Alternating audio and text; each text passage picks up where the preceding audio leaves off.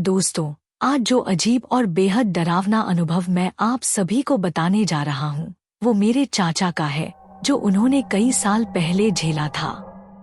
मेरे चाचा, जो भूत प्रेत और अलौकिक दुनिया में बिल्कुल भी विश्वास नहीं करते थे, अपने दोस्तों के साथ महाराष्ट्र के कोंकण क्षेत्र की यात्रा पर थे।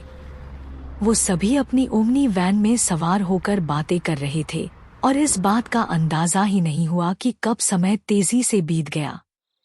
शाम होते होते जब अंधेरा घिरने लगा तो पांचों लोगों ने ठहरने का फैसला किया।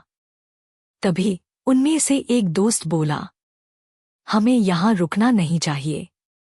एक तो यह घना जंगल है और इसके चारों ओर श्मशान है, और सबसे बुरी बात, आज पूर्णिमा की रात है। इस वक्त बुरी आत्माएं बाहर आती हैं। बाकी के चारों उसकी बात सुनकर हंस पड़े और बोले, भाई, तुम अब भी ऐसी काल्पनिक बातों पर विश्वास करते हो? ऐसा कुछ भी नहीं होता। उन्होंने वैन रोक दी और खाने की तैयारी करने लगे। तभी अचानक उन्हें किसी के गाने की आवाज सुनाई दी।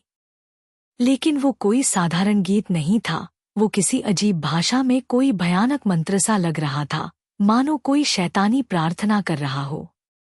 और फिर वो भयानक हंसी जो उन्होंने कोंकण के उस घने जंगल में देखा, उसने उनकी रूह कंपा दी। उनके दिल की धड़कन तेज हो गई और डर के मारे उनकी आवाज अंदर ही घुट गई। वे चीख भी नहीं पा रहे थे। उनका पूरा शरीर पसीने से तर हो गया था।